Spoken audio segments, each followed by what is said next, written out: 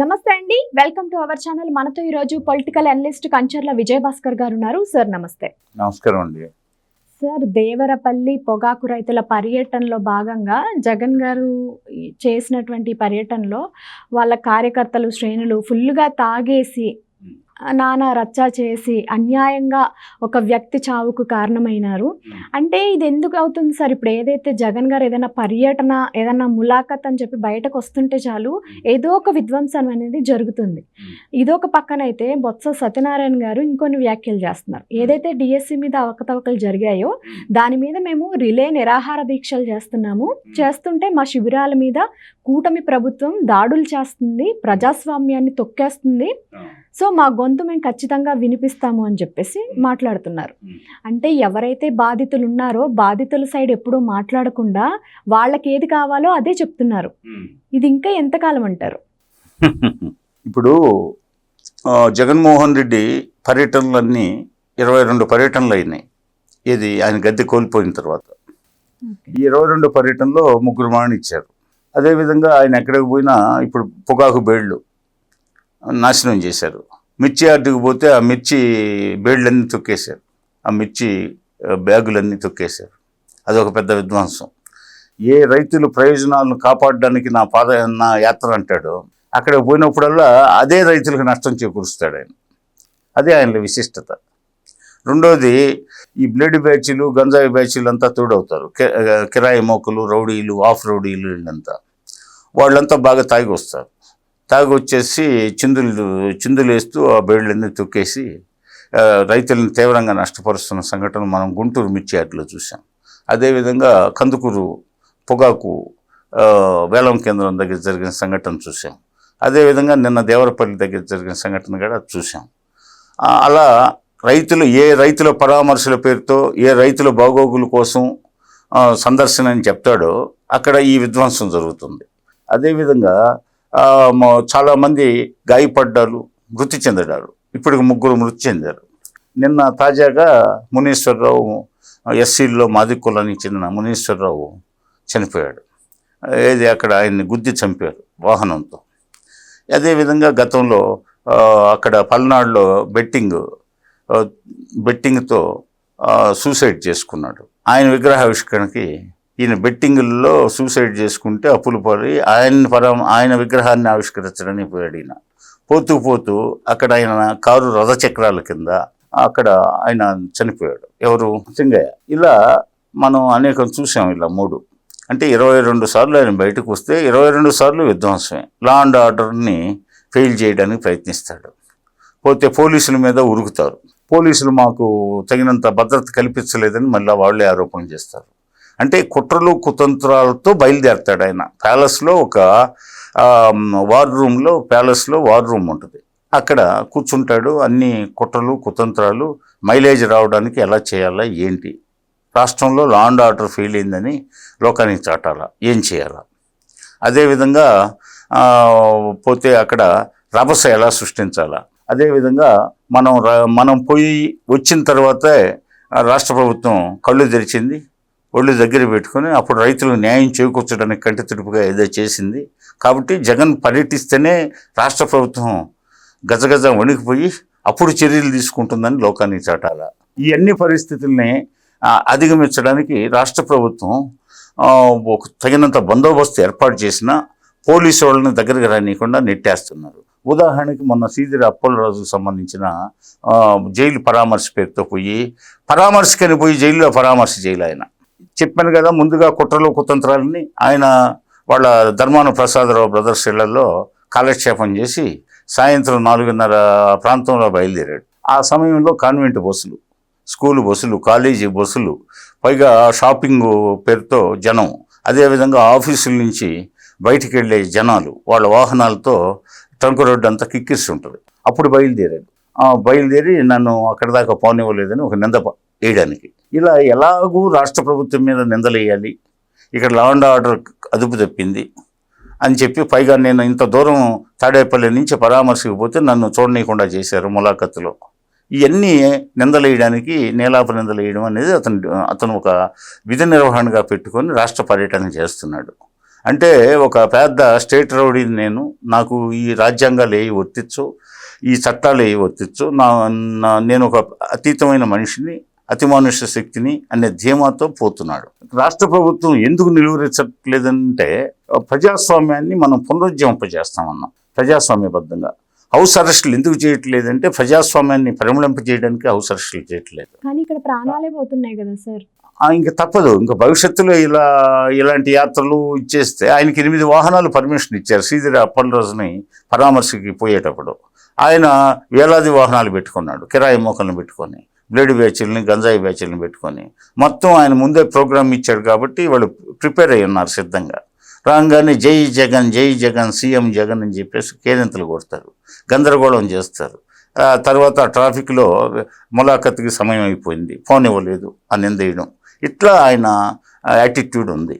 ఈ పరిస్థితుల్లో అట్లాగే బొత్స సత్యనారాయణ గురించి అడిగారు.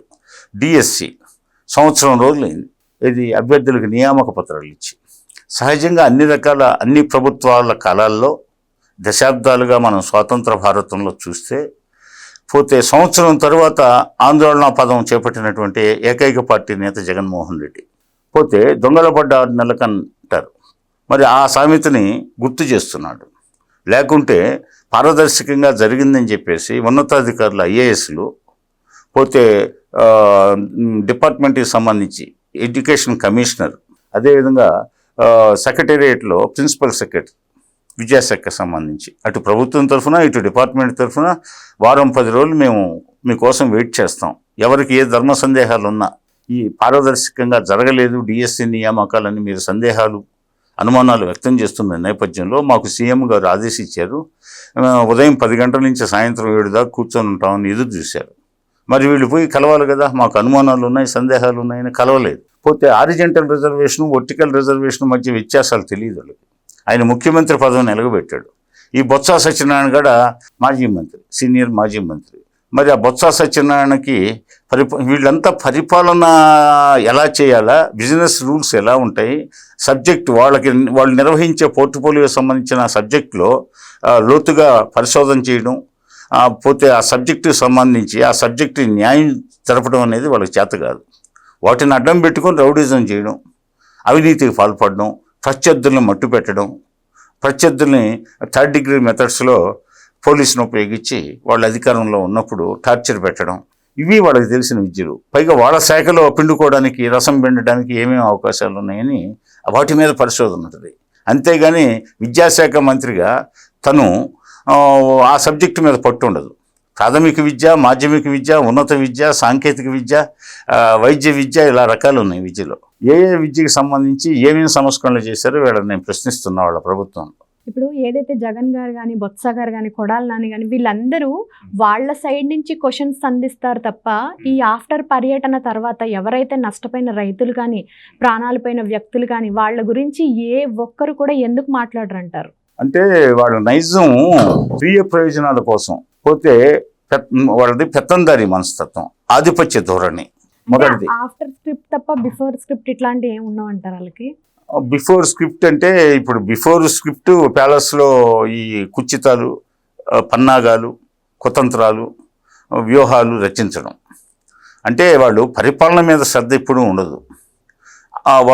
వాళ్ళకి అధికారం ఉంటే అది దోపిడీకి మార్గాలు ఏమున్నాయి, దోచుకోవడానికి ఉన్న అవకాశాలు, అన్వేషణ, దానికి సంబంధించి ఒక్కొక్క శాఖకి సంబంధించి వ్యవసాయ శాఖకి ఒక దొంగల ముఠ, అట్లాగే కార్మిక శాఖలో ఏమున్నాయి, వైద్య శాఖలో ఏమున్నాయి, రెవెన్యూలో భూ కబ్జాలు చేయడానికి ఏమున్నాయి, అదేవిధంగా మున్సిపాలిటీలను దోచుకోవడానికి ఏమున్నాయి.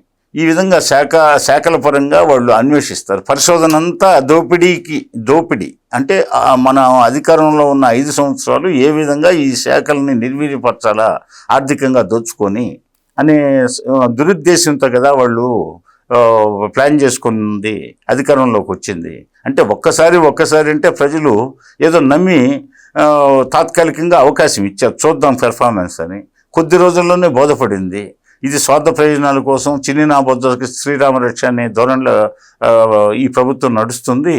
ఇదంతా దౌర్జన్యాలు, దాడులు, ప్రజాస్వామ్యాన్ని నిర్వీర్యపరచడం, పోతే స్మగ్లర్స్ని తయారు చేయడం, కబ్జాదారులను తయారు చేయడం, అంతకుల్ని తయారు చేయడం, అదేవిధంగా ఈ యొక్క క్విడ్ ప్రోకోలో సంపాదించిన డబ్బంతా విదేశాల్లో దాచడానికి నిరుద్యోగ యువతను పెట్టడం, అక్కడ వాళ్ళ పేరుతో డొల్లర్ కంపెనీలు ఏర్పాటు చేయడం, అంటే షెల్ కంపెనీలు ఏర్పాటు చేయడం, వాటిని మరలా లాటిన్ అమెరికా దేశాల్లో అదేవిధంగా ఆఫ్రికన్ కంట్రీస్లో లెక్కర్ షాపులు బార్లు ఎలా ఓపెన్ చేయాలా, అక్కడ మైన్స్ని ఎలా పట్టుకోవాలా ఆయా ప్రభుత్వాలను మేనేజ్ చేసి ఈ ధోరణిలో వాళ్ళ పరిపాలన సాగింది. కానీ ప్రజారంజకంగా పరిపాలిద్దాం, ప్రజల బాగోగుల కోసం అధికారాన్ని ప్రజలు మనకు అప్పచెప్పారు, పోతే నేను ఒక్కసారి అన్నదానికి ప్రజలు స్పందించే అవకాశం ఇచ్చారు, నేను ప్రజల మన్ననలను పొందేది ఎలా అనే ఆలోచన విధానం ఆయనలో లేదు. దీపం ఉండంగా ఇల్లు చక్కబెట్టుకోవడం అనేది జగన్మోహన్ రెడ్డి అంచెల బృందానికి తెలిసినంతగా ఈ భారతదేశంలో ఎవరికి తెలియదు. సార్, ఇప్పుడు బ్యాక్ టు మళ్ళీ జగన్ గారి పర్యటనలు చూసుకుంటే, ఏదైతే పర్యటన అన్న తర్వాత విధ్వంసం జరుగుతుందో అంటే పోలీసులు అంచనా వేయలేకపోతున్నారంటారా? పోలీసులకు అంచనా ఎందుకు లేదు? పోలీసులకు అంచనా ఉంది, తగినంత భద్రత కల్పిస్తూనే ఉన్నారు. Z+ కేటగిరీ భద్రత ఉంది, ఆయనకి Z+ భద్రత ఉంది. కానీ వాళ్ళు అంటే పోలీసు వైఫల్యం చెందింది నాకు భద్రత కల్పించడం. జగన్మోహన్ రెడ్డికి ఎక్కడన్నా గాయమైందా? జగన్మోహన్ రెడ్డిని ఎవరన్నా లాఠీలతో కొట్టారా?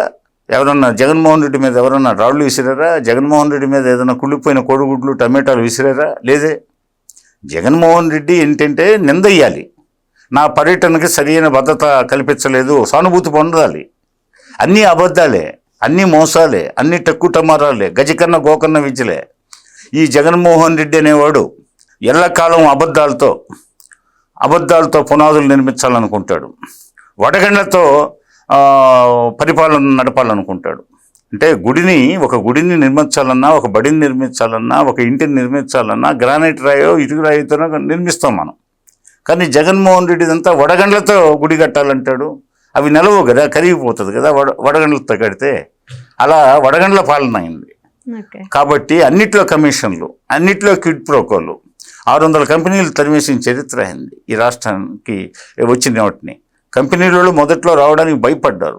ఇంకా మనం ఏదో బ్రతిమలాడుకుని కాళ్ళ వేళపడి భరోసా కల్పించి వాళ్ళకి అన్ని సౌకర్యాలు కల్పిస్తాం, ఈజ్ ఆఫ్ డూయింగ్లో మీకు సత్వరమైన సింగిల్ విండో ద్వారా అన్ని పర్మిషన్లు ఇస్తామంటే వచ్చి ఇక్కడ శంకుస్థాపనలు, ఇప్పుడు మధ్యలో కొంత నిర్మాణాలు, కొన్ని ఏమో పూర్తిగా ఈ మధ్య లోకేష్ బాబు గారు పోయి శ్రీ సిటీలో కొన్ని ఫ్యాక్టరీలు కూడా ఓపెన్ చేసిన ప్రారంభించిన చరిత్ర ఉంది. అదేవిధంగా క్వాంటమ్ వ్యాలీ కూడా మనకు జనవరిలో ప్రారంభించబోతున్నారు. ఆల్రెడీ స్వర్ణగిరిని చేసేసాం. ఇటీవల భోగాపురం ఎయిర్పోర్ట్ని ప్రారంభోత్సవం, ఇంకా అన్ని ప్రారంభోత్సవాలే. పోతే రేపు 14వ తేదీ పోలవరం నుంచి 142 కిలోమీటర్ల దూరం, మొత్తం 182 కిలోమీటర్ల దూరంలో ఉన్న ఎడమ కాలువ ద్వారా 142 కిలోమీటర్లు పూర్తి అయితే అనకాపల్లి దాకా నీరు ఇవ్వబోతున్నాం. చంద్రబాబు నాయుడు గారు అఖండ హారతి ఇవ్వబోతున్నాడు. పోలవరం నుంచి అనకాపల్లి దాకా 142 కిలోమీటర్ల దూరం.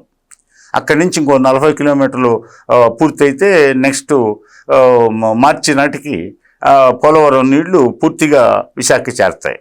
మరి అన్ని ప్రారంభోత్సవాలుగా అప్పటికి.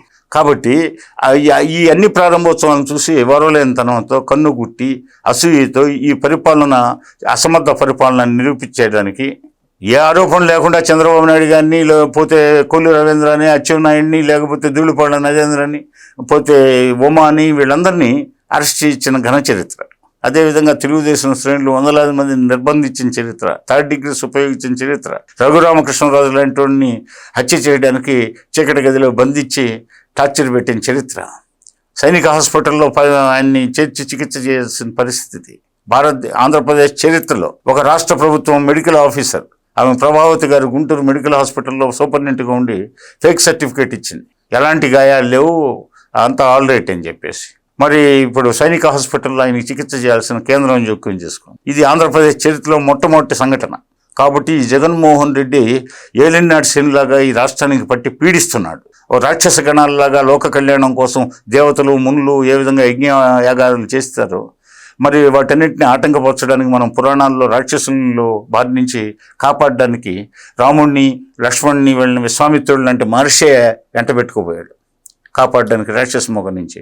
కాబట్టి ఈ ఆంధ్రప్రదేశ్ ఈ యొక్క జగన్మోహన్ రెడ్డి ఆగడాలని, రాక్షస కృత్యాలని నివారించడానికి యువత సర్వసన్నద్ధులై వీళ్ళ భరతం పట్టాలని చెప్పి కూడా నేను కోరుతున్నాను. Okay, thank you sir.